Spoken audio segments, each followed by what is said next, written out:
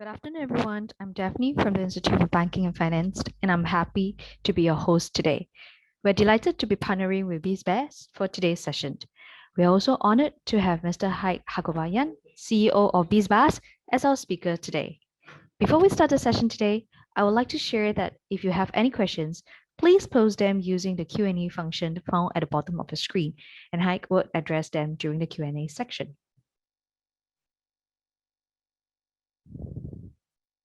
For those who may not be familiar with IBF, I would like to first give you a brief introduction on IBF and our offerings before I pass the time over to our speaker.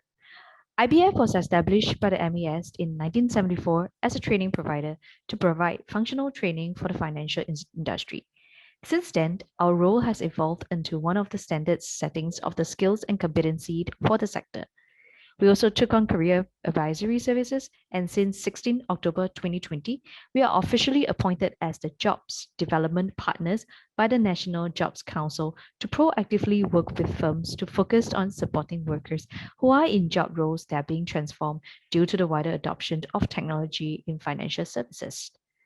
This is a quick look at our services and how we can support you across training, recruitment, and workforce transformation. You can find out more about our services and connect with us at any one of these areas via our website. The COVID-19 pandemic has devastated global markets, and we are seeing a period of economic contraction.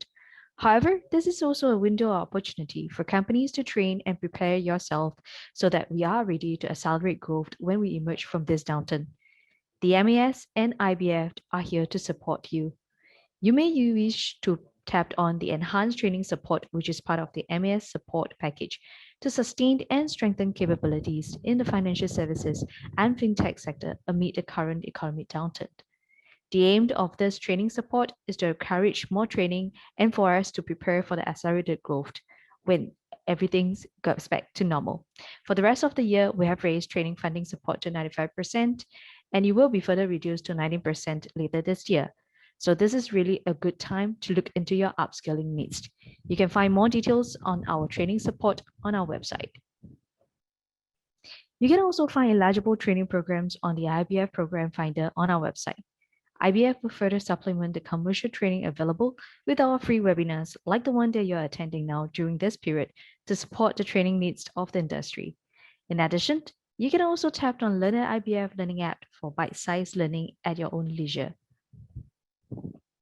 With that, I've come to the end of my presentation and I'll hand over the time to our speaker, Haik Hagobayan. Please be reminded to post your questions using the Q&A function found in the utility bar of your Zoom interface, and the speaker will address them at appropriate juncture. Thank you. Over to you, Haik. Thanks, Daphne. Hi, everyone. Let me start by sharing my screen. I think now I should be able to. 1 second. Tell me when you can see my screen. Is this visible? Yes. Great. Okay, thanks everyone. So I'll try to go as fast as possible, which is what I say regularly on these trainings, and then I'll try and have as much time for questions and answers. So today we're going to speak about insights and applications of behavioral sciences related to financial sector, and more specifically to risk and tax compliance.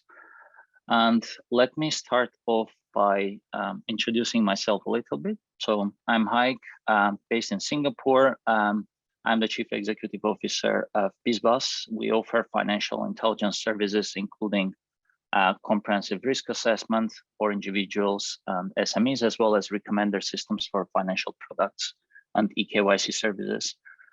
Previously, I've worked for multinationals as well as started and exited companies. My expertise is in product innovation and strategy, and I've been advising in AI and blockchain for quite a while now. Yeah, for those of you curious, this is Kilimanjaro, the highest mountain in Africa behind me. So a little bit of an agenda for today. We'll be looking at, well, firstly, a little bit about risk and managing risk. I think most of you or all of you already know what that is, but we'll just go over it very quickly. Then we'll look at the current taxpayer ecosystem So I'll focus today on individual taxpayers and their behaviors and what can be done for the non-compliance related matters. So we'll look at where we are, what's the current kind of ecosystem, and we will also observe what is the non-compliance look like, what are the observed patterns, what are the possible reasons why people are non-compliant from tax filing perspective. We will then focus on what it should look like and how we can apply behavioral sciences for this. And not just give you an idea of behavioral sciences and how it works, but also understand why this specific approaches and recommendations work. And of course, at the end, we'll conclude with recommending specific actionable items on what you can do tomorrow or the day after, so to speak, for your own business risk related matters or for your own tax non-compliance related products. So let's start off with what's risk and managing risk. Well, I suppose you all know what risk is. It's basically what we expect and the difference of what we expect and what can actually happen, a negative difference. And as you all know, risk is an inherent part of business. It's even more inherent and more obvious to us in financial sector. And I think the part that touches a lot of us as individuals, that's the tax part. So as you know, I mean, for companies or organizations such as MAS or IRIS, AS, or some of the others in Singapore, tax is a big part of their activities, and there are a number of products, etc., that are specifically built to make tax-related matters easier for all, whether that's an individual, whether that's someone who is processing the tax, or whether that's the organization that's on the receiving side of the tax. Now, how does the taxpayer ecosystem normally look like? So you have here a little bit of an ecosystem. So you have here, of course, some of the tax related products, right, which are usually in this ecosystem, and the center of the design is tax compliance. Most products are centered in getting those who are liable or who are targeting, who are basically qualified to file taxes, to be tax compliant, and to make that process as obvious, as straightforward, or as easy as possible. So, of course, those who are on a design or the process side of the text, those who are preparing this document and those processes have to understand that there is something called tax consciousness. And of course, they have that in mind. And of course, there's something also called tax ethics. Again, we'll address some of those further in the presentation. But the idea is that, yeah, all of these considerations are in people's minds who are responsible for this, and they are building those in their products, in their processes or services as much as possible. And of course, for those who are on the receiving side, these are the IRIS or other organizations. Very important part is that they receive the concise and accurate information, that they are able to inspect, and they are able to potentially sanction or penalize for those who are non-compliant. So this is, if you like, the ecosystem of how both the organizations as well as the individuals who are filing for taxes have to kind of interact and engage with each other. There is this approach, which is an analog to a pyramid of Maslow, which is basically going like a pyramid, and basically it goes from a softer approach, which is at the bottom, persuasion, right? Tax bodies or authorities usually start with saying that you are, this is the file that, this is the amount of tax or tax that you are due. This is the way you have to pay. There is basically an explanation or description of how to do that. Further up the pyramid, usually the approach is that if, let's say, one warning letter to one or two deadlines are missed, you usually have a warning letter that is a little bit more strict, and it talks about some sort of penalties that will be implied. And of course, there's one or two of those warning letters, and if that's not also that's not usually addressed and the tax is not filed in time or appropriately, then usually the matter is escalated to a civil penalty level. Of course, there could be some sort of either a letter or some notification that, again, if you are not gonna comply by this deadline, a little bit more serious implication or penalty will happen. And of course, after that, there's criminal penalty. And if it's a business, again, in this case, it's going to be license suspension or even revocation. So this is usually, again, I'm showing this pyramid because usually this is how we think in terms of we would be, in this case, the organizations, the tax responsible bodies that are issuing and who are responsible to collect this. This is how usually it's thought, that we go from a softer to harder and harder and harder approach. But despite all this, there is a lot of non-compliance of taxes. Some of the main reasons that a lot of studies have shown why this happens is the following 8. So this following 8 are probably the top 8 reasons why non-compliance happens. Well, some of it is, of course, related to the very tax legislation or government related. So the process is not that obvious. Tax filing is not simple. Legislation is many, many, many pages, and people just don't have the ability or the perseverance to understand and really understand what that means for them. The second usually reason is tax integrity. So people don't, so there's that concept of tax integrity, right? People don't really understand that they have to be compliant. They don't think they don't take this seriously. They don't think that this is something they specifically should be liable for. The number 3 reason is, of course, due to the proliferation of all these technological innovations, e-commerce, m-commerce, live streaming e-commerce, etc. A lot of the businesses and people have very difficult time understanding what is tax liable, what is taxable, what is not taxable, and even more difficult for them to understand how they can consolidate all this and kind of supply the information necessary to the authorities. Point number 4, of course, here is, again, outside of the commercial side of things and the government side of things, people themselves as individuals, they don't really, as I said, think that they might need to be liable themselves. They think they can easily defraud or kind of not comply, and they can get away with it. We'll talk about how to address those. And point number 5, see, a lot of people simply don't really have the educational level to understand that there is this obligation, civil or obligation to pay taxes. And as I said, the other thing is, even if they have the good intention, the educational level, etc., in many cases, not just from legislation perspective, but it's just very difficult to file taxes. You have to go to somewhere, you have to prepare specific documentation. Sometimes it's not obvious what documentation you have to prepare, and sometimes you start the process of filing only to discover that you haven't prepared everything and you can't really finalize the process. That makes you even angrier and even more inclined to be non-compliant or basically not file taxes, because you normally would tell yourself that you've done your best, but suddenly they are asking for so much more and unreasonable amount of information, or you didn't know and you didn't prepare. So you justify it to yourself in this case. Point number 7, relatively higher tax rates foster relatively more evasion. So this is a counterintuitive insight, and apparently this looks like this is not just something that happens in 1 or 2 countries, but there are studies that show that basically richer people are more prone to tax evasion, which is quite an interesting insight.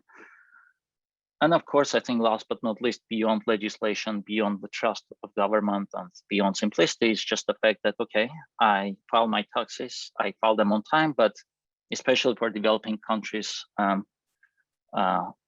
where a government is not perceived to be doing a good job with infrastructure or other investments, then the taxpayer asks naturally, okay, I pay my taxes, but I don't see any of the improvements in my country, so I don't trust that my tax is really helping my country. So because I don't trust my government to do a good job of utilizing this tax. So hence I'm not gonna pay my tax, or I'll try to avoid it if I can. So these were the 8 reasons. Similar to specific tax, there was also a study that compared tax to insurance claims, because there is a lot of fraud and evasion and non-compliance there. Again, we're not going to dwell on this, but just to give you an idea that similar to tax filing, again, claim filing, right, is subject to a lot of fraud or defrauding and a lot of non-compliance. And again, the different reasons here, just similar to tax-related non-compliance, are that people find it difficult, they find it confusing to file claims, just like taxes.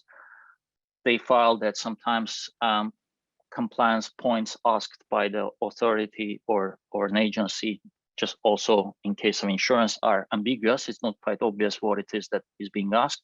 And again, there's a reason for them to justify themselves and not file a tax or file a claim in this case.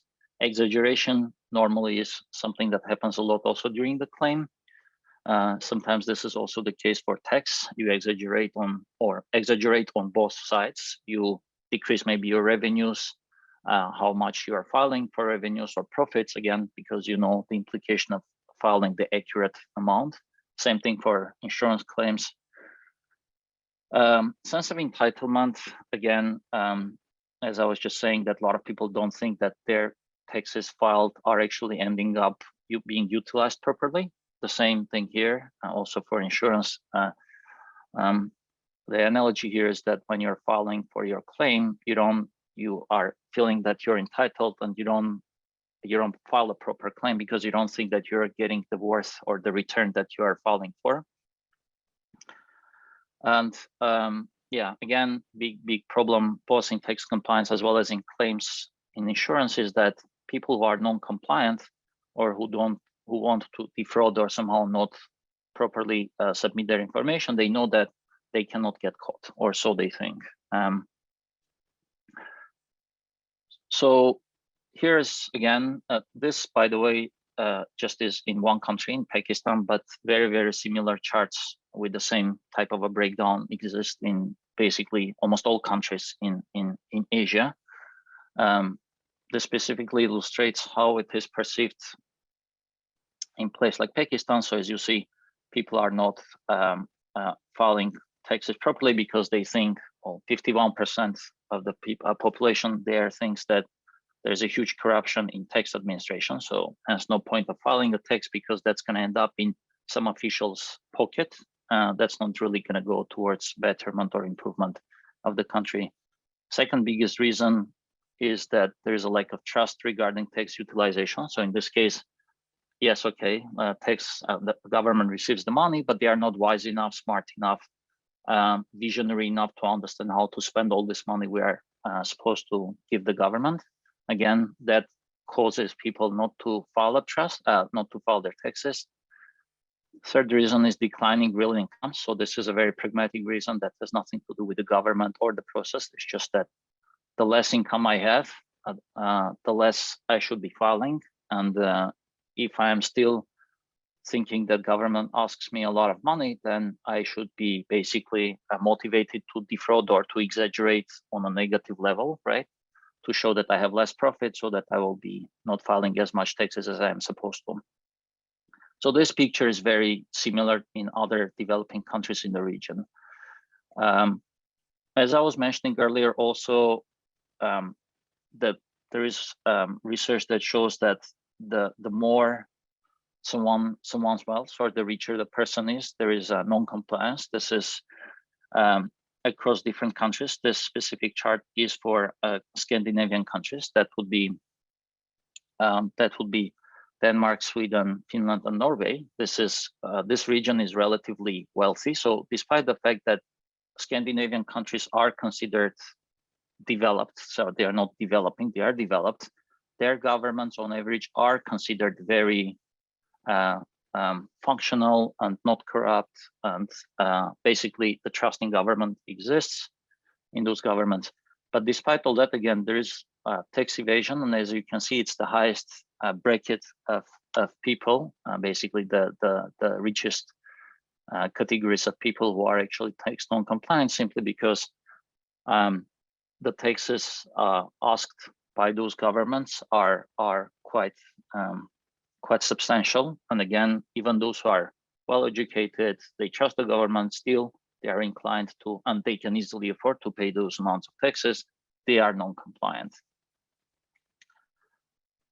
So what's the basic kind of to summarize, what's the basic challenges that we have to kind of address, right? If we want, whether that's a rich person, whether that's with someone with a declining income, whether that's someone who does not trust the government, etc. How do we, what was the best behavior that we want these people to have? So we have to encourage them to be compliant, right? To motivate them to provide information and behave responsibly. We have to figure out a way to deter behaviors that lead to carelessness, right?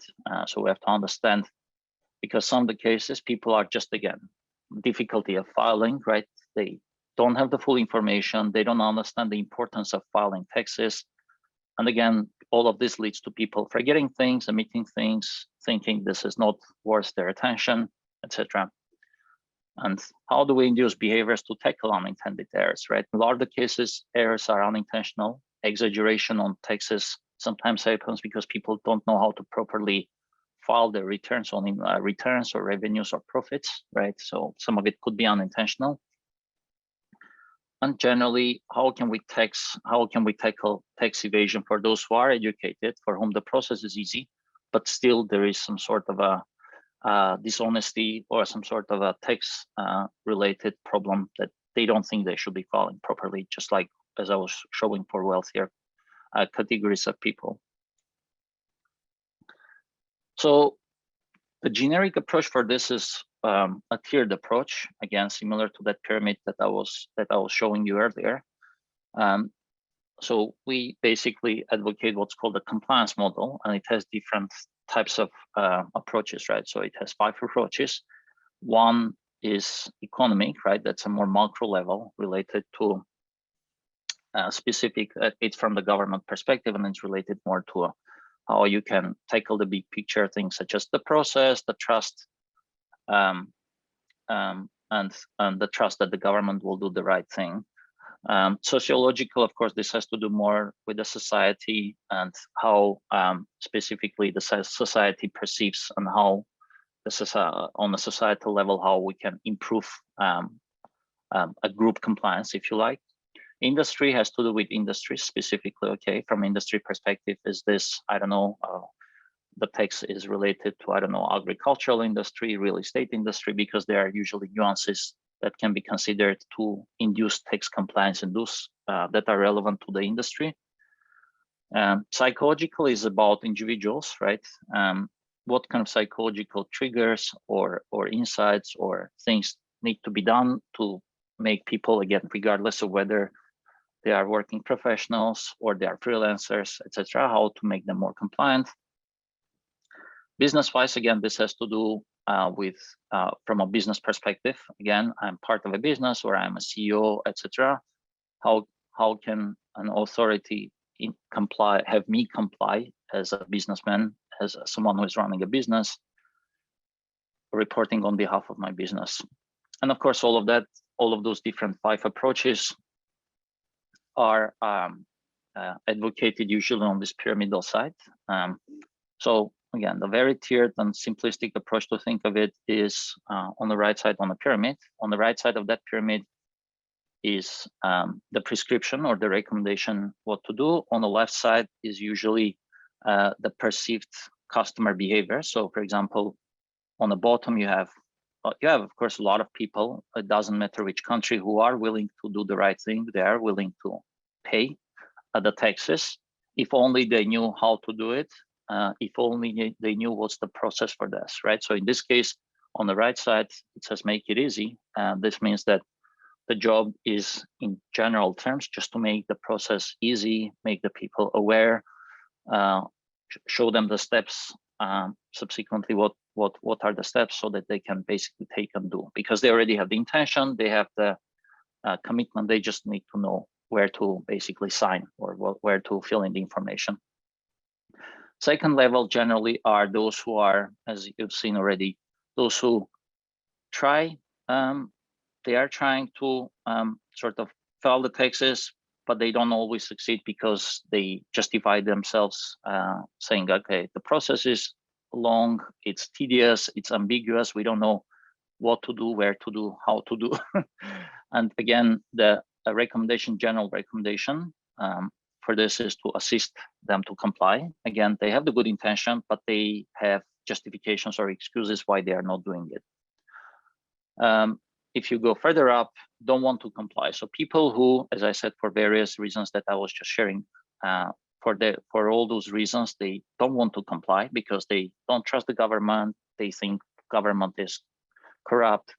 They think the money is not utilized properly. They think the government shouldn't charge them as much, or for some reason, they think that the amount of revenue they get is not, or the income they get shouldn't be properly filed.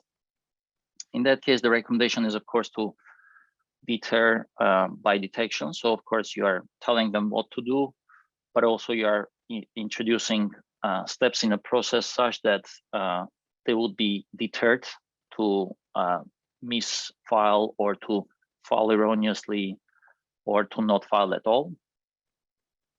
And of course, there are those who are the most hardcore bunch, which are the ones that have decided already not to comply. So they came to the conclusion. And what the usual way to do this is, of course, to lead with what's called the full force of the law, right? So you talk a lot about penalties, whether that's a civil penalty, a criminal penalty, etc. And you basically try to just tell them that if you don't comply, there will be some very serious consequences. So, and I mean, if you think about it, right, why would people, it would be almost logical to think that if you're getting some income, you are part of a society and a country, it's only normal and expected that you contribute somehow to your country's well-being, right? It's a rational thought that, okay, I'm in this country, I'm benefiting from all the things that this country provides, the infrastructure, the employment, the insurance, etc., and I should only be able to give back. But humans are not normally logical thinkers. We are, more often than we want to admit, we are irrational, we are illogical, and that's where, because if we were very logical, I think most of the cases we wouldn't have the thoughts we have about why we shouldn't be paying taxes or other things, right?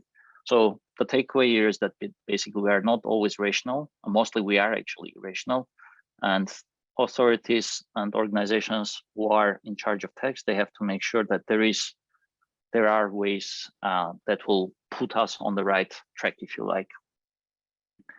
And that kind of brings us to why behavioral science is important in this.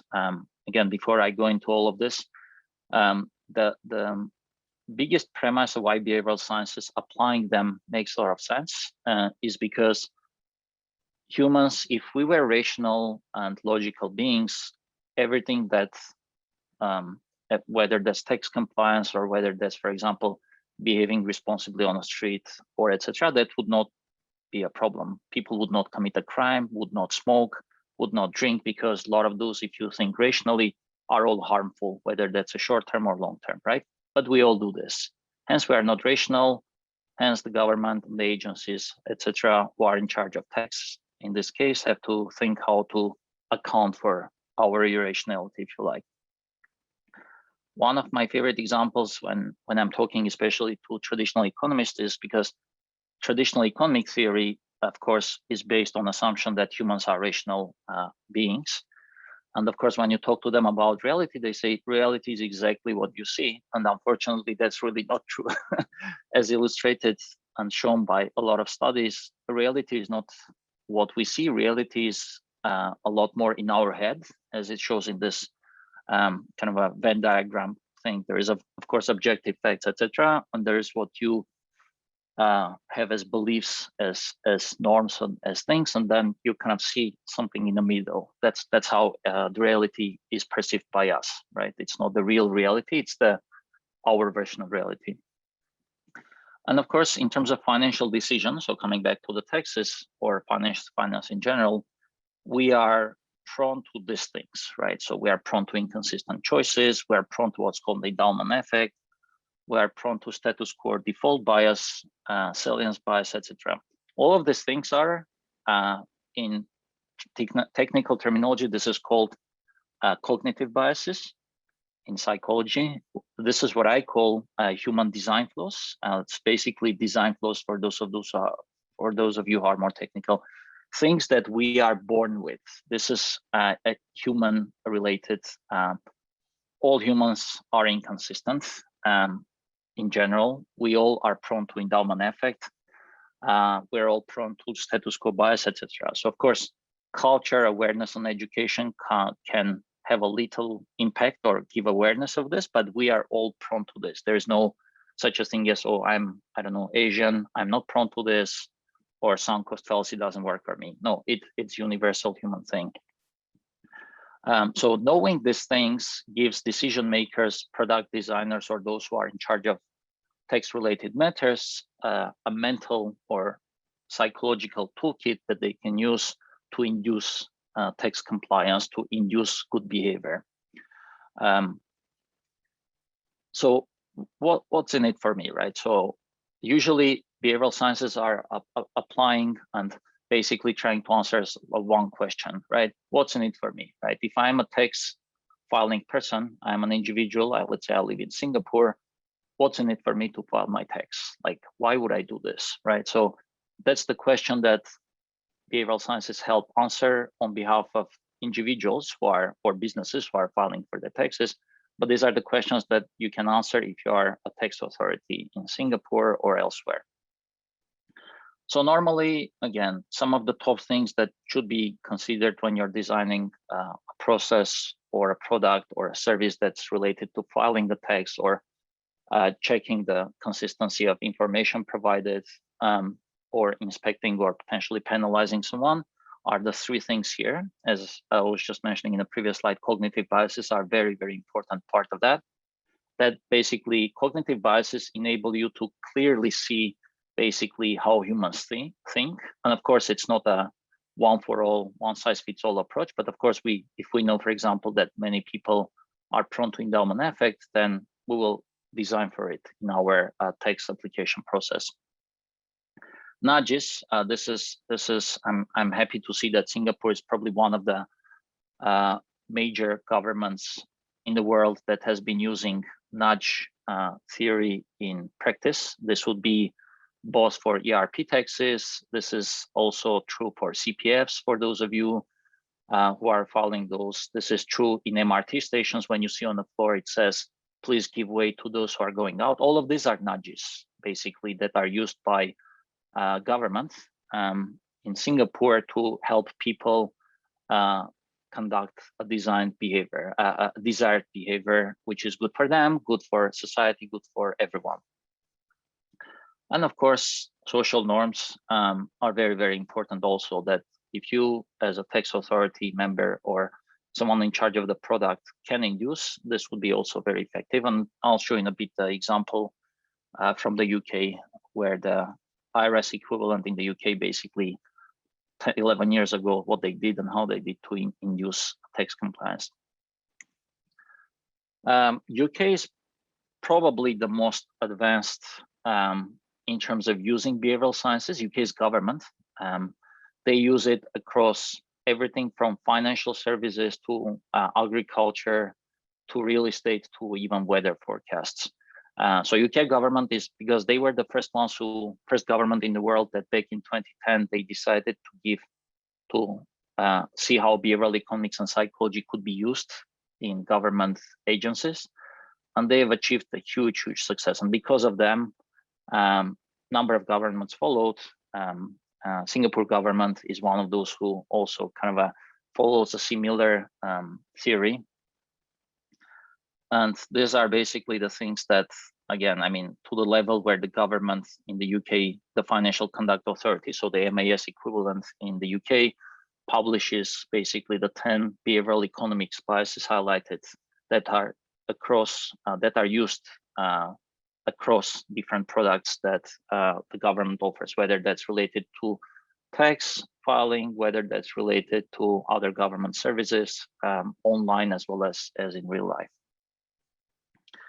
I have the link here. Again, I'll share with you the presentation later. So for those of you interested, can read, because UK's government is considered kind of not the leader, but they were the first ones, and they have accumulated a lot of use cases and success stories of how they have done different things. This will be specifically for financial authority in there, and you can probably follow up and see. So now let's look at, so I'm going to look at different countries, different examples of tax compliance and non-compliance, and then we'll of course finalize with what is publicly known and done in Singapore about this. So the reason why I'm doing this is for you to get different kind of triggers and different potential ideas that could be used in your specific cases, whichever part of that tax ecosystem you might be, and kind of give you just a broader perspective on how behavioral science can be used. So in Norway, in this case, the idea was how to, so the problem they had, they wanted to get the wealthier population to report properly. As I was showing you earlier, there is a graph that shows that the wealthier the person, the more the chance of evasion.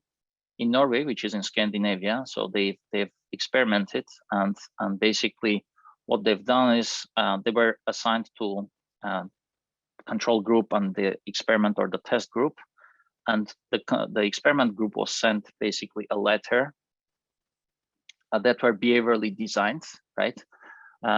So this letter emphasized the social norms. And again, in a couple of slides, I'll show you how UK government did this the first time in 2010, and other governments have been kind of doing the same thing. It basically emphasized something that, yeah, people like you, or 9 out of 10 in similar wealth bracket as you, have reported their wealth properly, whereas you haven't. That's the gist of what they did. And they also, in the same letter, kind of identify how to properly report your tax, so making it easy and obvious how to do that. And as you can see, the highlight here is that the problem was how to properly report the underreported or non-reported tax. And the result was that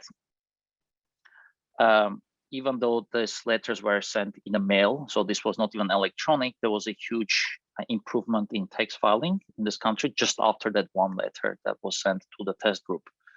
As you can see, as you can read, the results indicated that paper letter reported 33% more wealth, and that 25% higher proportion of population reported, and they were 80% more likely to contact customer service with questions about offshore wealth. So this letter caused not only direct reporting, which was improved, but also people who were in that category where they don't know how to do this because it's complex, they have different assets in different places, they would call the customer call center, and afterwards they would report properly.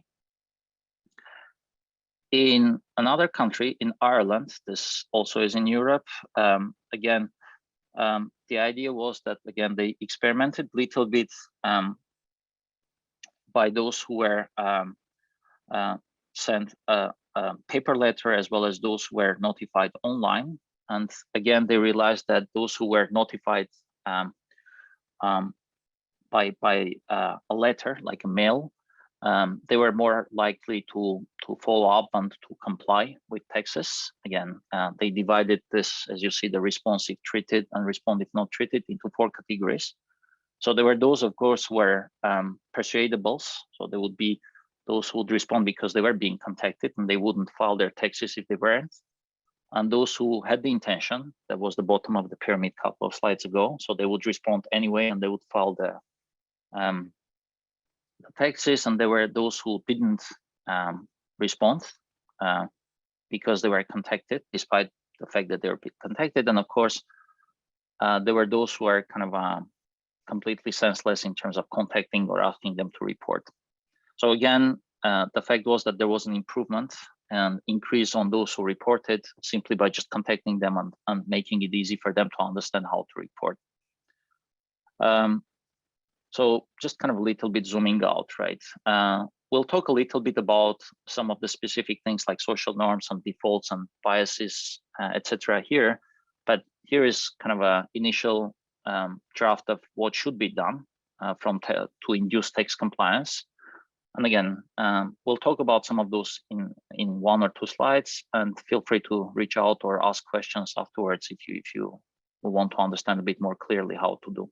So social norms, defaults, cognitive biases, image recognition, and loss aversion. No need to remember by heart. Let's start looking at some of those. Maybe just before we go there, defaults are probably something every one of you knows. Defaults are very common in both banks and insurance companies.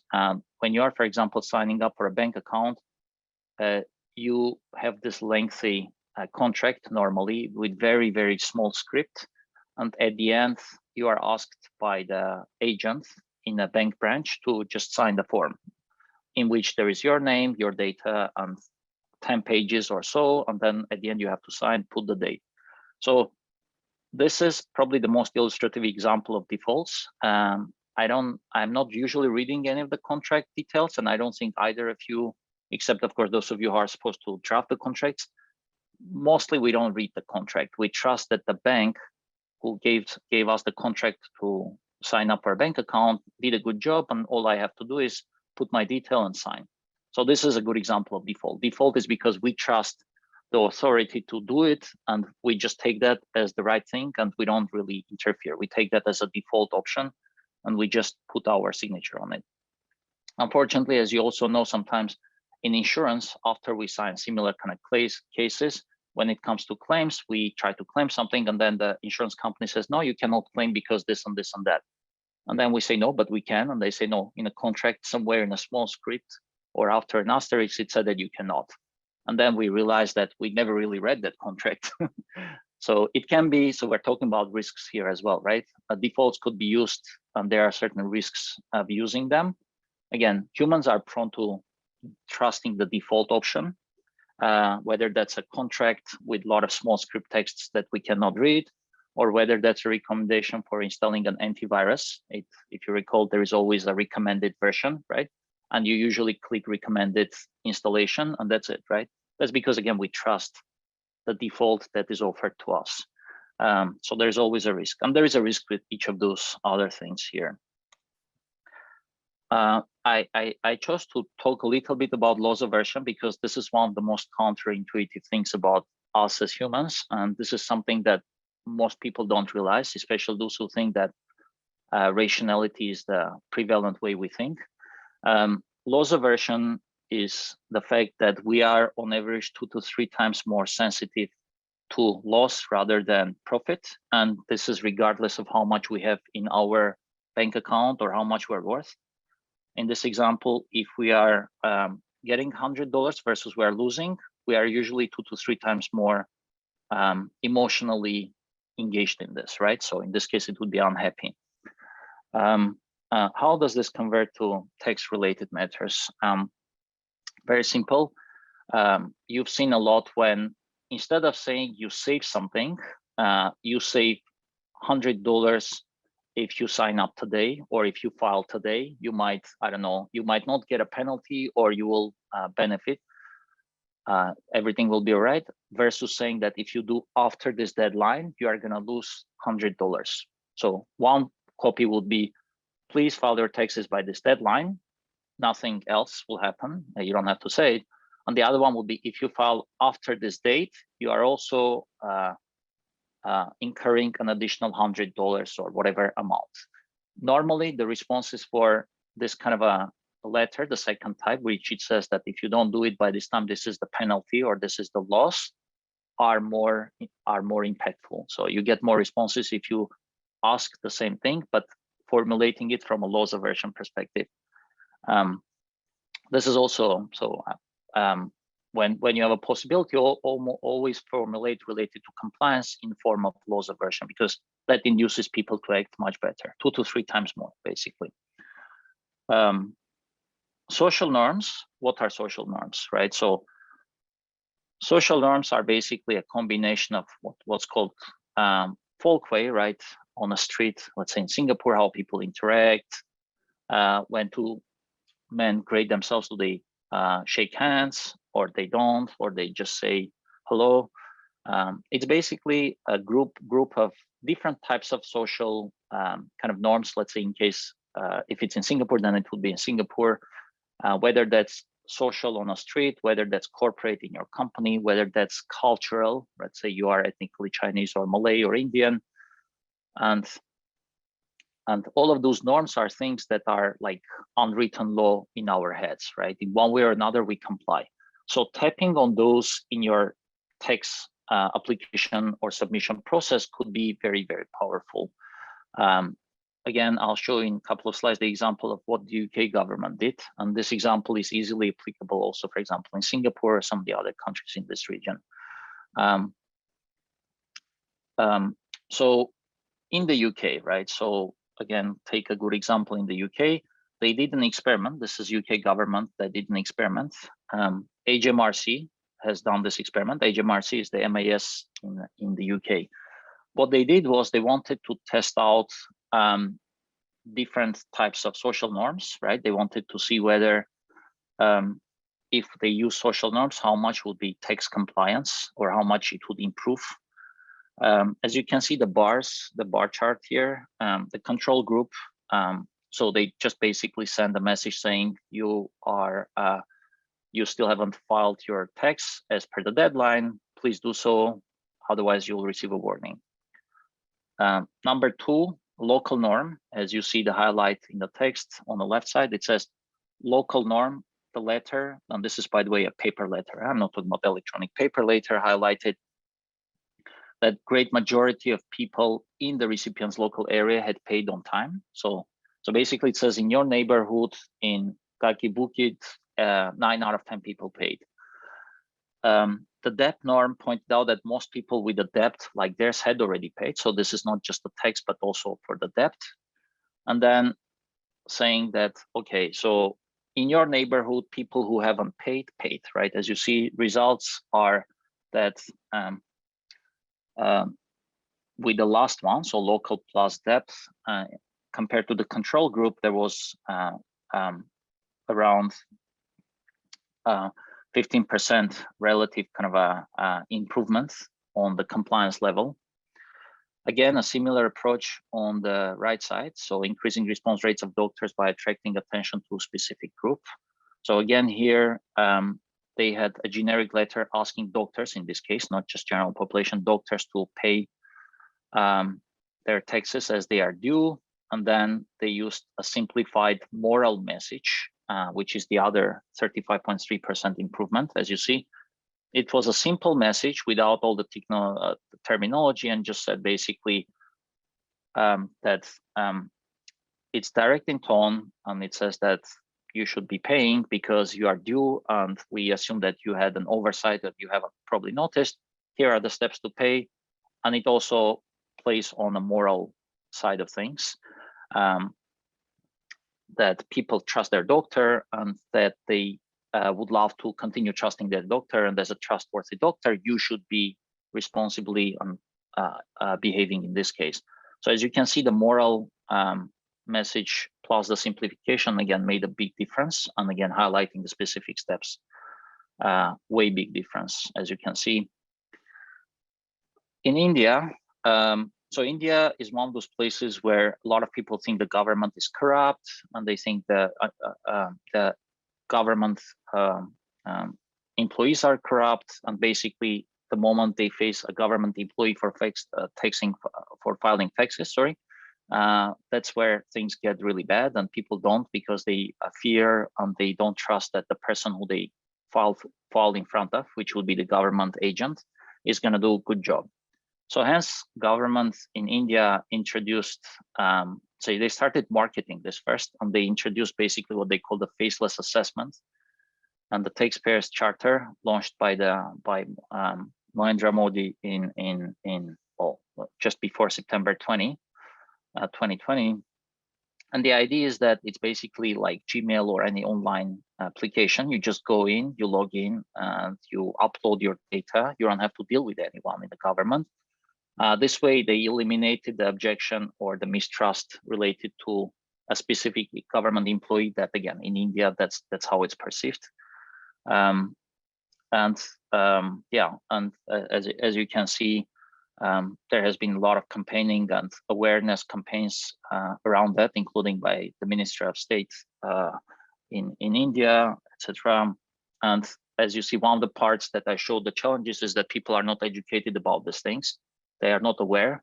So of course, Indian government knows this, and they, including on Twitter, they try to educate the population about taxes and how it is much easier and faster to do a tax filing, making it also very simple. In Singapore, so IRS, so in Singapore, in generally, a behavioral science application happens in, if I recall correctly, 3 or 4 agencies. IRS is one of them. So is LTA, MAS, and I think one other. And from private sector, that would be Grab, that uses behavioral scientists in their product design. But otherwise, in region and in Singapore, behavioral science application is still in its nascent stage, which I think will be changing very soon. So in IRS, what was done was IRS sends, of course, reminders for tax payment for newly incorporated companies. As I was just mentioning to you, one of the best ways to tackle the tax non-compliance is to emphasize on loss aversion. So this is what IRS did. They to the newly incorporated company, they send a reminding letter saying that if you don't pay in time your taxes, you'll be incurring this additional penalties, an amount of Singapore dollar penalties. And that immediately prompted an improvement that resulted in 6.5% of newly formed companies responding compared to the original reminders. This is just in very brief period of time. IRS also, again, as I said, they use behavioral science,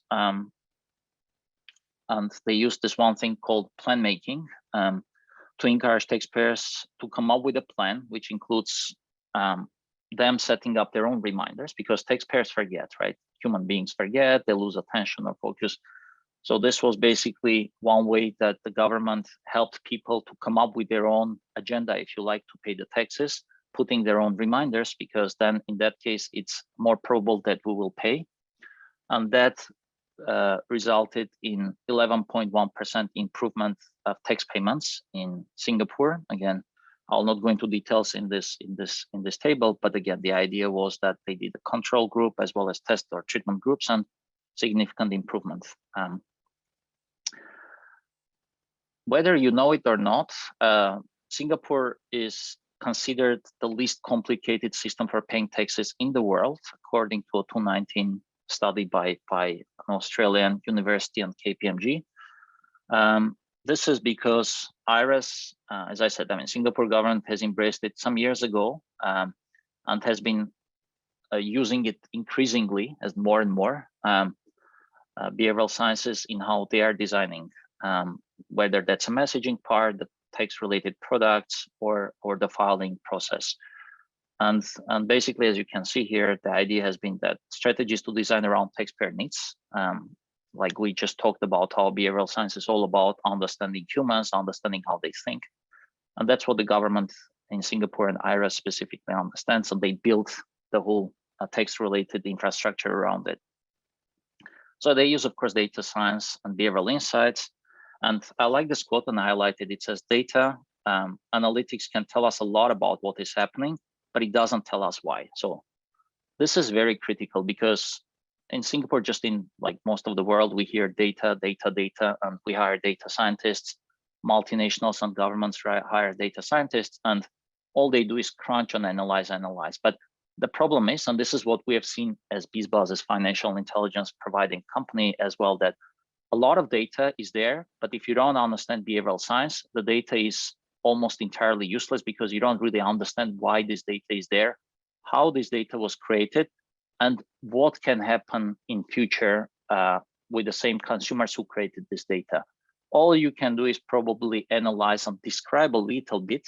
Again, if you just use statistical methodologies or mathematics, you are at best gonna maybe categorize or cluster some of this data, or understand a little bit the pattern, but you will not really understand the why and the how and the what in the future. So this is where behavioral science really comes in and really helps. And I'm very happy to see that IRS's basically leadership team says as much, right, about this. Again, this is whether it's about taxes or not, it's relevant. It could be just for anything else. Some taxpayers fail to follow the rules only because they don't understand them. IRS knows this, and they plan to use AI to make paying taxes more straightforward, right? So how they can do this, right? Understanding the pyramidal structure that I showed you earlier, they basically proactively reach out to confused taxpayers or publish helpful guidelines or use nudges, which are reminders or alerts to inform and get people to pay on time, to understand what has to be reported from the tax perspective. And yeah, as you can see in the board section here, this has saved 120 man days a year for IRS ever since, which is huge in terms of costs and everything else. It says employees no longer have to manually report every detail of their work. So as you can see, they used AI not just in terms of data analysis, but literally automating the process of information sharing and communication with taxpayers.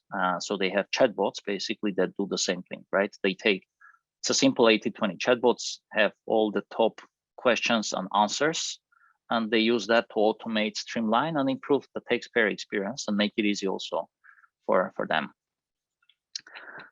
So coming to an end of my discussion here, what are some of the recommendations that, again, you can very quickly start implementing? So I know that there's different types of audience here, so I'm putting kind of more generic and yet actionable items that you can implement fairly quickly in your own respective scopes of work. So nudges, I recommend this book called by Richard Thaler, who was the first behavioral economist who got the Nobel Prize in December 2017. It's called The Nudge Theory. This is, by the way, guys, the same book that the government in Singapore is using it. Nudge theory. So nudges are probably the easiest from behavioral sciences to implement. It's also very, it's becoming more and more widely known. So again, I would recommend you read all of the book. It's short and it's informative and has a lot of examples of what to do, how to do. And as I said, everything from MRT to ERP has nudge theory techniques or methodologies implemented. I can easily walk you through some of this another time if you need to. Increasing saliency of a penalty, as I said, loss aversion, that's usually the penalty part, is very, very important part for us. Humans are very loss averse. It doesn't matter if they have millions of dollars in the bank or they don't. Playing on penalty is a lot better than playing on saving. So a common example, maybe not from tax, but I've seen this in NTUC Fair Price, and I read that it wasn't very efficient because instead of saying, I don't know, we have this limited offer, you can save 20%, you can say, if you buy this item after this date, then it's going to be 20% more expensive, which also means that you are losing an additional amount of money. Again, formulating it that way makes people more committed to doing whatever the action that you want. And of course, there is a risk of exploiting it, but that's the idea, right? If you know how to lose loss aversion, making things more salient, emphasizing in a letter or putting something in the red. There was this one study, by the way, just to dwell on this. In a letter to remind to pay tax, they put a big stamp, pay now or lose $100, just a stamp with big red letters, pay now or lose $100. Just that induced, I think there was 25 or 27% more people to pay. But the rest of the text was the same in two types of letters, just that big stamp that looks very ugly and it says in big letters, pay now or lose $100. So saliency of a penalty is very, very important for taxes as well as in other things. Influence the timing of the tax payments. This can, again, if you send alerts or notifications, there are specific times when you can get people to be more compliant. Again, you have to know the timing. A little bit of experimentation helps, but it's not universal. Anytime you send, people are going to comply. The same message sent during the weekend, probably going to get a lot less attention, a lot less compliance versus sending it Tuesday, I don't know, a little bit after lunchtime or in the evening when people are out of their jobs could make a big difference. Using social norms, as I was saying, Okay, the HMRC example, HMRC example here, can you hear me? HMRC example here is that they had back in 2010 about an estimated, I think, 3 or 4 billion British pounds in arrears, and that resulted, and they sent over a couple of years before that, they've been sending warning letters and threatening letters, but there was a huge non-compliance. People were not paying their taxes.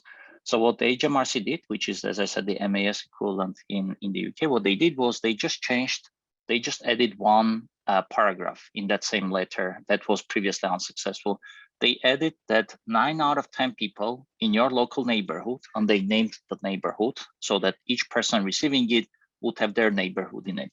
That's 9 out of 10 people has already paid the taxes, but you have not yet.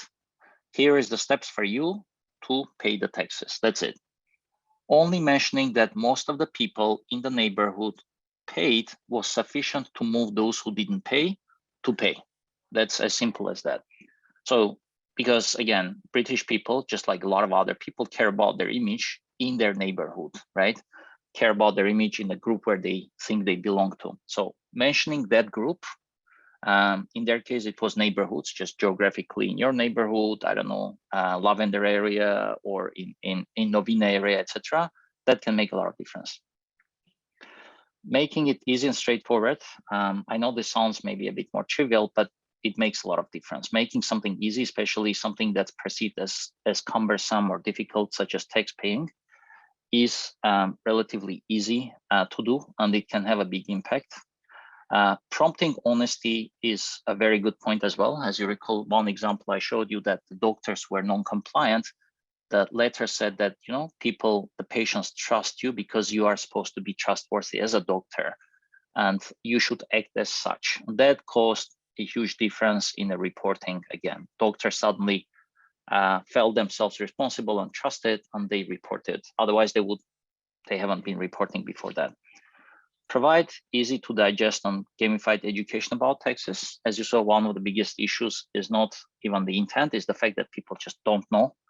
They're not educated. They don't know what's about, firstly, the importance of it. They don't know, then even if they know importance, they don't know how to do this or what type of information they have to provide.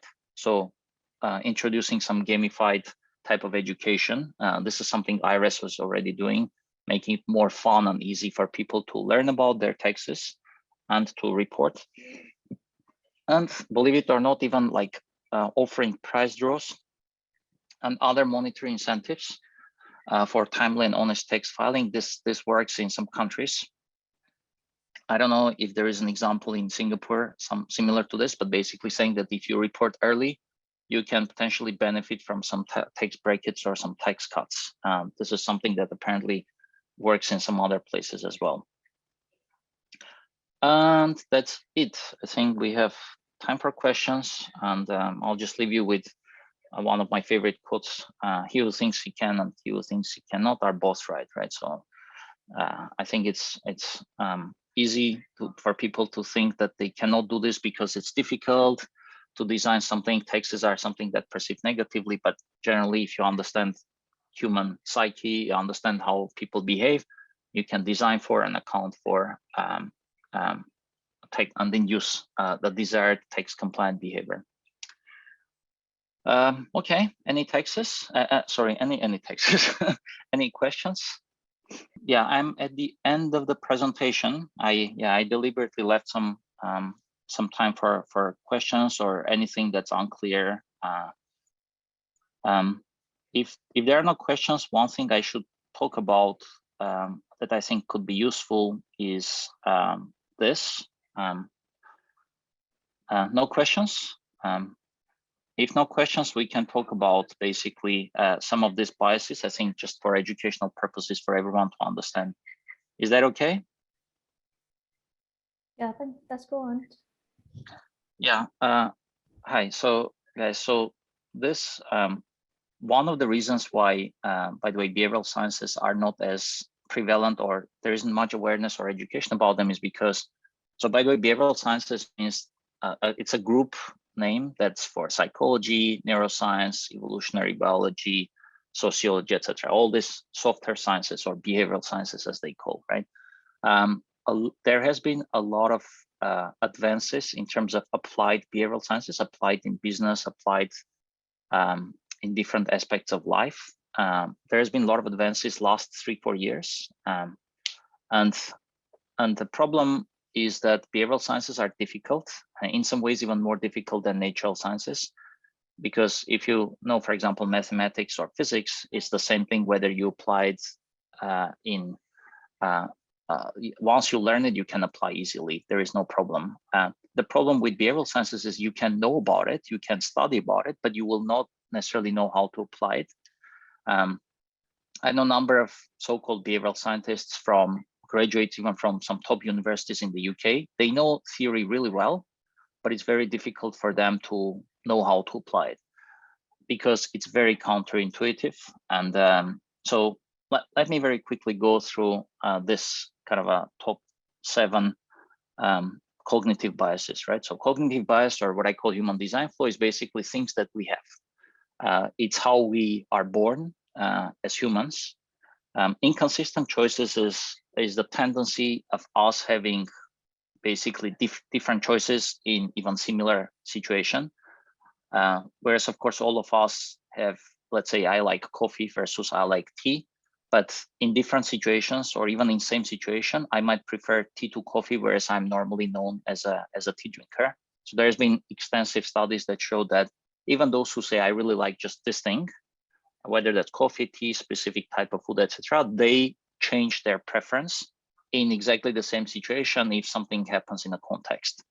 Again, I'm emphasizing this because we normally, as logical people, think that we are logical. We like coffee when it's winter, when it's summer, when we are in Singapore, when we are in Japan in mountains, but that's not true. So that's just simply not true. This has been shown by a lot of experiments. This is, by the way, also the basis, the fact that humans are supposed to have consistent choices and preferences. This is the fundamental part of traditional economic theory, which is of course fundamentally not true. Endowment effect is the fact that once we think we own something, the value of that goes up in our heads, and then we forget that we didn't own it at some point of time. A good example of this is salaries. You know, when you're 20 something, you finish your university, you have a salary of, let's say, 2,000 Singapore dollars. Your promotion, you get 5,000, and then next promotion, you get 7,000, let's say within 2 years or 3 years. And then let's say, as it happened, unfortunately last year, COVID hits, and then you get either furloughed or you get a salary cut to, let's say, back to 5,000.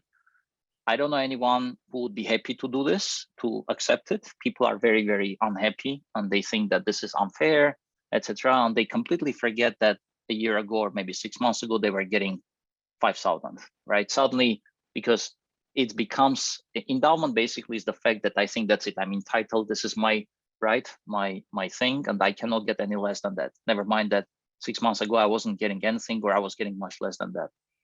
Again, knowing that, there is a lot of things that can be done as far as taxes are concerned. One, endowment effect is, of course, is based on loss aversion, right? Again, when you're saying in your reminders, etc., that if you don't pay, you are going to lose an amount of money, this is endowment effect. You are playing on the fact that people don't want to part with their money. And if you say that they will part if they don't do this, then that induces them to act as you want them to act. Default bias or status quo bias is what I was telling you about. We are wired to trust defaults. If we are dealing with authority, we are trusting them. Basically, that's the unfortunate or fortunate reality. Whether that's a contract or whether they say that this packaging is from Coca-Cola, then we will not check if it is. And then we open to discover it's actually not from Coca-Cola, but because it says it's from Coke and you have someone from Coca-Cola that gives us this, we trust that this is the right thing. Salience bias, again, something that's in front of our eyes immediately catches our attention, even if it's not important. Again, if you know how to use this to your benefit, you can. There is, of course, risks of abusing it, but again, it's important to know that just because you put something in front of someone's eyes in a very specific way can make a big difference. People will not discard it easily, even if it's not an important thing. Present bias is the fact that we think present has the most value. So for example, if a lot of studies show that if I give someone $100 today versus I give someone $100 tomorrow, people think that $100 today is a lot more than $100 tomorrow, and it becomes more and more compared to how far you go in the future. So $100 today is more than $100 tomorrow, but it's a lot more than $100 in a year. This is not because we are natively wired to think in terms of inflation. This is just how we are wired, right? Inflation can be an economic factor, and it is, but humans just generally think that money in the hand right now is just more valuable than money in future. And one of the ways that this has been used to our own benefits is, by the way, CPF, right? The Central Provident Fund, where we are all intending to save money for our retirement. We plan to, we intend to, we say that we will, but we don't. So Singapore government was very smart, because at the beginning, so this is even before behavioral science became mainstream, they knew that we think like this, but we don't do it. So they thought that on our behalf, why don't we just basically send the money from the salary directly to a saving account somewhere, right? The CPF fund. So they knew that, again, we think we're going to do, but we value the money now. The only way to kind of help us save the money would be that we just kind of store on our behalf the money somewhere else. Because if it's up to us, we're going to probably spend the money. We think the money in the future is not really going to have so much value if it's our choice to save the money. And sunk cost fallacy is a very simple thing as well. I think a good example is when you are signing up for a gym, and you pay what you think is an expensive membership. And so you paid so much, then you say, okay, I'm going to spend next 12 months, every month paying $300 for my Virgin Active membership. So I better go and exercise. It's a sunk cost. You already paid or are going to pay. There's nothing you can do about it, assuming you can't really do anything about it. In your head, you justify and act accordingly, right? So you say, oh, or people who invest, but the venture doesn't go anywhere, and they still keep on investing because in their head, they say, I already invested so much, so I cannot stop now, right? The same thing also for gambling, right? When you're gambling, you put already, I don't know, $1,000, you're losing, you're like, oh, but I already put $1,000. I can't leave the poker table now, right? So all of this is explained by sunk cost fallacy, because for us, it's a sunk cost, but we have an emotional attachment to it. We don't really think that that's it. It's past, move on to other things. We stay connected to this emotionally, and we keep on doing and doing and doing, not realizing that that's really not relevant. That's not really going to help us. Again, I think for me, what I did was, I knew that I'll be, for example, lazy to go to gym. So what I did was I deliberately signed up with an expensive tier at Virgin Active. That made me want to go and exercise every day, because I knew that before COVID, of course, that if I don't do it, I will not have the discipline, or I cannot discipline myself to go every day. So why don't I do something that will kind of make me go? So I paid an expensive tier per month. And I said, okay, so I pay so much, then you know what? I'm just going to go and exercise because I already pay so much. And I'm sure I'm not the only one who thinks sometimes like this, but I think just for those of you who do, this is sunk cost fallacy related. I see there are some questions there are some questions. Okay, let's take the first one. So it appears that taxpayers are more willing to pay the taxes if they perceive the taxes are being properly spent on public utility. Yeah, that's right. That's exactly right. So one of the major things is people really don't think that the taxpayer money is well spent, and that's the reason they don't pay. And you ask them, that's what they ask. That's what they say. It also appears the more able the tax office is able to enforce, then the taxpayer is more likely to declare and pay the correct tax. Yes, that's correct as well. That has to do with this pyramid, if you can see. So again, there are, of course, always the hardcore group of people who don't think, never mind what, it's gonna, they should be paying. They think everyone else should pay. They think that government is bad or not trustworthy. They think they don't earn enough to pay the tax and whatever other reasons. For those, the only actionable way to do is not education. Usually they have all the education they need. It's mostly just to emphasize the amplitude of penalty or the loss they can incur if they don't comply. That usually works best for this category of people.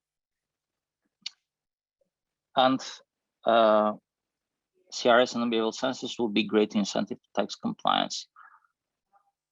So it's not about, I mean, again, behavioral science is basically the building blocks of our thinking, right? So humans think in terms and exhibit specific behavioral patterns and quirks and nuances. Behavioral science is basically the toolkit, the mental toolkit that, again, whether you are in charge of a specific product related to tax, or you are the person who reinforces it or inspects the tax related information, all of this information helps you understand the other person, right? Behavioral sciences help you understand individuals or people and accordingly design or implement systems or processes.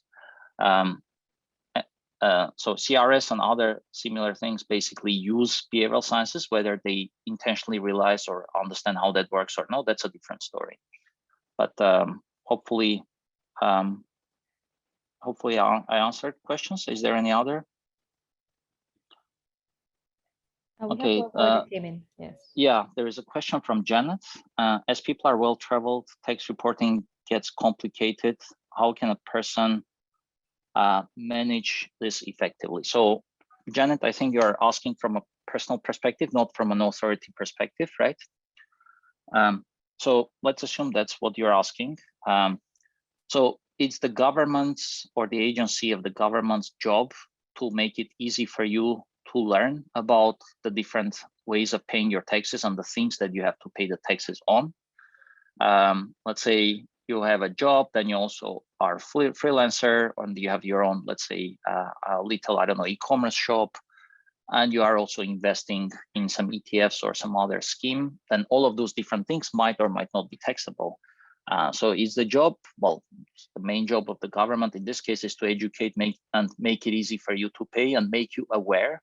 And entities like IRS, they also, as you see, they go out of the way to help you plan. There was the slide I showed. Let me just go to that slide.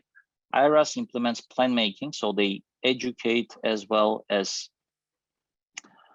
there. If you can see this one, so they educate and they make people, they help people to plan their own tax process and incorporate all the different financial activities and income sources that they have, so that the tax reporting becomes very easy or relatively easy. And as I said, there are also chatbots on IRS website. Again, happy to send you some of those later on, which are there to respond to the most asked questions. And subsequently, again, you can contact a tax authority agent to ask any other questions, again, if you don't find the information. So in brief, Singapore government, I think, is doing a really good job of making people aware and helping them understand how to pay. And I think individuals' responsibilities, of course, to, well, get educated and to accept the information that they receive, and ideally to comply. I don't know if that answers your question, but yeah.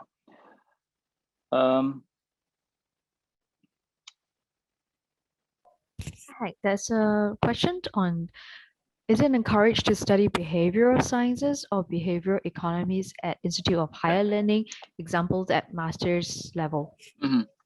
Yeah, that's a good point. Guys, so behavioral sciences, let's call it this way, behavioral sciences would include behavioral economics, because social sciences, it's either social or behavioral sciences, includes economics.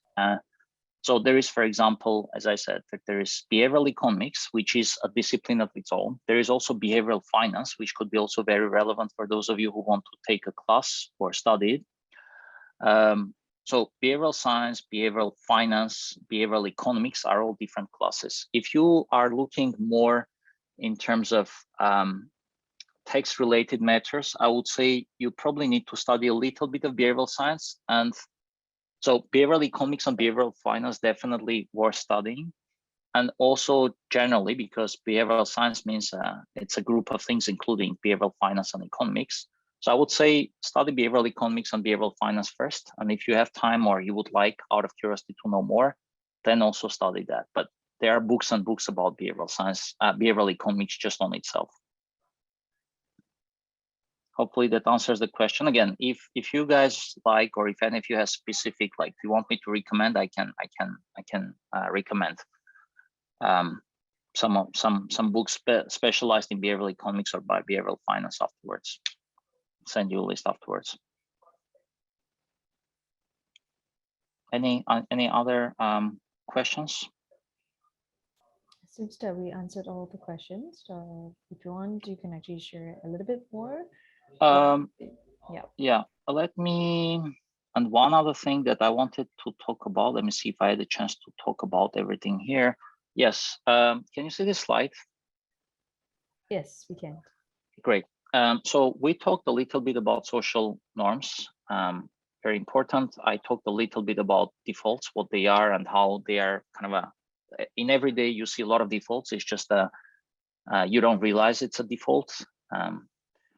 And cognitive biases was the list that I just showed you, some of them. There is an estimated 150 of those. One very, very important thing is image recognition. I didn't have a chance to talk about it, so let me spend a couple of minutes on it. So image recognition is this fact that we are very aware and caring or considerate about our reputation. Now, while some of you or some of the younger generation, the millennials who are using Facebook, they always take pictures and selfies, etc. That they post themselves in nice view. They maybe Photoshop their picture on Instagram. These are simple tip of the iceberg examples of image recognition. People, from psychological perspective, deeply care what others think about themselves, and they care about their image, their reputation. So this is not just someone who is young or who is studying, or maybe someone who is very wealthy. No, this is prevalent thing. This is how humans are. So one of the reasons that the social norms also work, I was giving you an example how the UK government sent out a letter saying 9 out of 10 people in your neighborhood paid, but you haven't. This place, social norms, a lot of them are working on image recognition. It's the idea that I tell you that other people are similar to you, are like this, but you are not, because we then want to become similar to those who we think of as a tribe or a group that we belong to. That's the reason this kind of like, also I think in business, you see when it says, well, we are servicing your competitors, immediately the company says, oh, okay, what do you do for our competitors? People immediately get curious when you say people similar to you do this, right? And this image recognition has been very popularly used by companies like Amazon. When you're buying a book, you probably all see it says people who bought this book are looking at this other book, or similar people to you are looking at this other book, right? That's how it says. So this recommendation, this is also what we provide for financial solutions, recommendations based on similar profiles that are similar to you. Similarity is very, very powerful force when it comes to helping people decide what to buy, what to do. When you say people similar to you choose this loan, or people similar to you buy this book, people have a big drive. This is also wired in us to do this because similar people to them do it, right? So again, just cannot emphasize how important it is that if you play on the fact that people similar to them are tax compliant, people similar to them are timely in reporting their taxes, that can have a big impact because people are wired to do what others similar to them are doing. They follow this if you tell them only what that is. And I think that would be it. I think I covered kind of more or less everything. Loss aversion I spoke about already, about this curve. And I think one thing is also, and we get asked this regularly when we are dealing with some of the banks and insurance companies, we get asked, but how come behavioral science is like, can I not just pick it up? Because I don't know, my marketing manager knows something about, I don't know, nudges, etc. Behavioral economics and behavioral sciences in general are very counterintuitive. You cannot just stumble upon it because you are 10 years or 15 years experienced in I don't know, sending marketing messages that are tweaked a little bit. You really need to study it. If you really want to be serious and really invest in yourself to understand how human behavior is, you need to study this. This is not something that can be picked up because someone is 10 or 15 years, I don't know, doing product design or marketing. Especially those with product design really need this, and they don't know it. That's the best part, unfortunately, for now. So yeah, I would say study it, take a class, and then learn how to practice or apply, because that's a challenge in itself, how to apply what you studied. Unlike, as I said, natural sciences, which is you learn and you just, equation solving is normal. You just learn and you know how to apply. Learning how to apply laws of aversion, it might seem simple, but it's not simple at all. Like, that's why I think there are not so many practitioners. There are a number of more and more people who know about those things, but they don't know how to apply it. As I said, I think probably best example in Singapore would be government agencies. That's 3 or 4 agencies that know how to apply, and behavioral science is kind of in the design of everyday things in Singapore. It's just that it's interesting that when I walk around with friends, sometimes I point out and they're like, oh, I didn't realize there was a thought behind this kind of psychological motivation why it's like this. But yes, it is there. Okay, I don't have any points to present, and I think if no further questions, just feel free to reach out if there are any other questions or follow up. And thanks a lot, everyone, for your time. Thank you, Hyde, for the wonderful presentation. Do stay connected with IBF via LinkedIn or via our website. Thank you once again for joining us. Until next time, goodbye. Bye, everyone.